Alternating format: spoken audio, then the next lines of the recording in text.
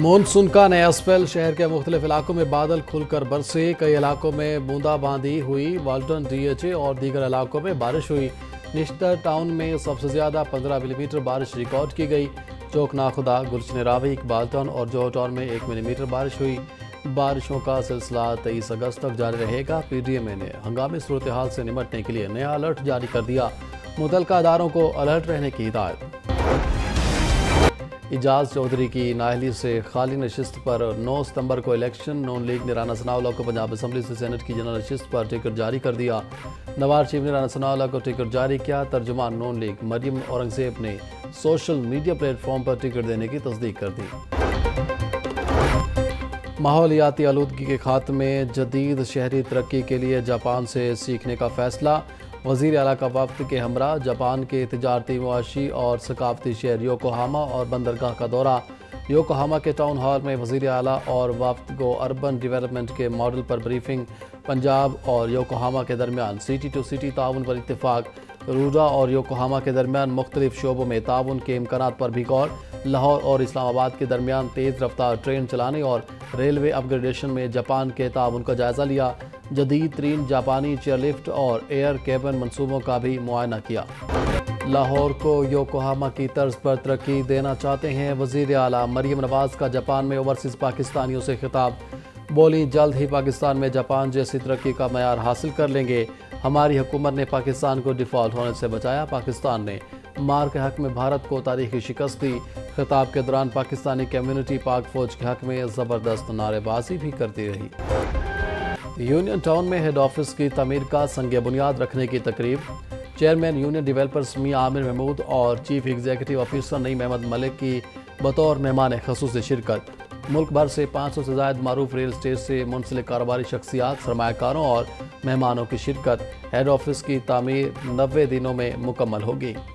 Project جو plot کے ساتھ قرض پائیں، یونین ٹاؤن میں اپنا گھر بنائیں۔ انتظامیہ کی پاکستان کی تاریخ میں پہلی بار گھر بنانے والوں کے لیے منفرد پیشکش۔ چیئرمین یونین ڈیولپرز میاں عامر محمود تقریب سے خطاب کرتے بولے، جو لوگ پلاٹس لے رہے ہیں ان کو اسلامک طریقے سے قرض دیں گے۔ لاہور میں یونین ٹاؤن سے اچھی جگہ کہیں ممکن نہیں تھی۔ دعا ہے پروجیکٹ سب کے فائدے کے لیے کامیاب ہو۔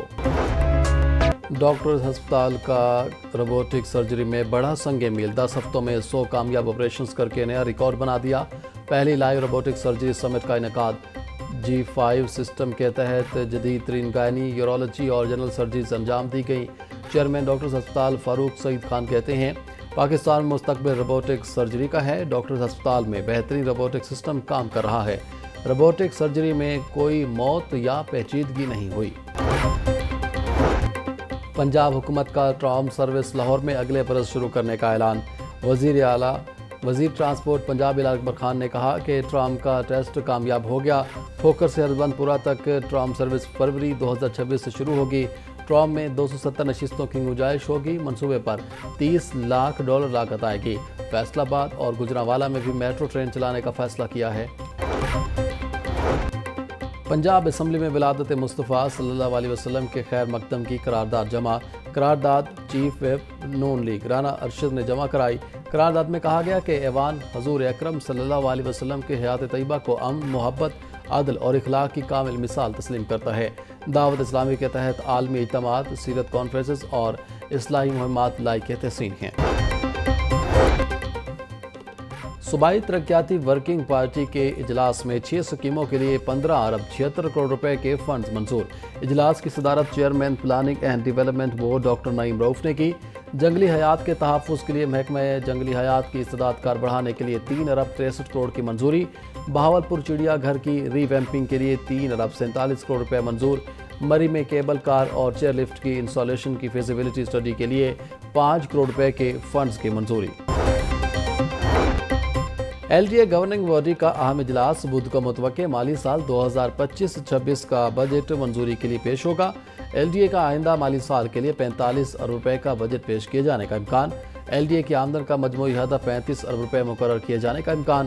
پنجاب حکومت سے قرض کی مد میں 10 ارب روپے حاصل کیے جائیں گے۔ ایل ڈی اے ذاتی وسائل سے 32 ارب روپے کے اخراجات منظور کرائے گا۔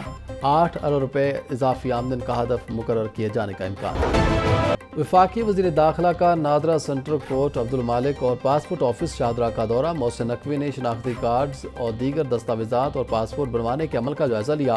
نادرا سینٹر کا دفتر تزئین و آرائش کی وجہ سے بند، 2 موبائل وین موجود، انٹرنیٹ ڈاؤن، شہریوں نے شکایتوں کے انبار لگا دیے۔ محسن نقوی کی نادرا سینٹر میں انٹرنیٹ کا مسئلہ فوری حل کرنے کی ہدایت۔ وزیر داخلہ محسن نقوی کی پاسپورٹ آفس کو جلد آپریشنل کرنے کی بھی ہدایت۔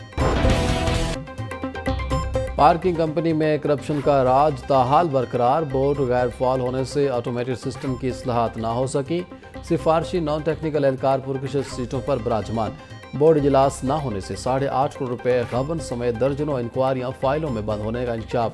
ذرائع کے مطابق ڈی سی سید موسیٰ رضا کو چیئرمین بنے 1 سال سے زائد عرصہ گزرنے کے باوجود سی او پارکنگ کمپنی ہدف مقرر نہ کر سکے۔ سیکرٹری ہاؤسنگ کا شہر کی سڑکوں کو ایک لیول پر لانے کا حکم نظر انداز، ادارے تاحال سیکرٹری ہاؤسنگ کے حکم پر عمل درآمد کے حوالے سے غیر یقینی کے شکار۔ کمیٹی کی 15 روز میں سفارشات دینے کی ڈیڈ لائن بھی گزر گئی۔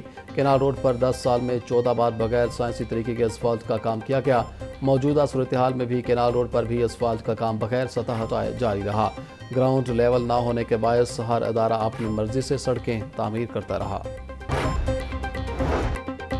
وزیر اعظم کے بانی پی ٹی اے کے خلاف حد تک عزت کے دعوے پر سماعت بغیر کارروائی 6 ستمبر تک ملتوی۔ ایڈیشنل سیشن جج یلماز غنی نے سماعت کی۔ عدالت نے شہباز شریف کو ویڈیو لنک پر جرح کے لیے طلب کر رکھا تھا۔ شہباز شریف نے بانی پی ٹی اے کے خلاف 10 ارب روپے ہرجانے کا دعویٰ دائر کر رکھا ہے۔ وکلاء کی ہڑتال کے باعث دعوی پر سماعت نہ ہو سکی۔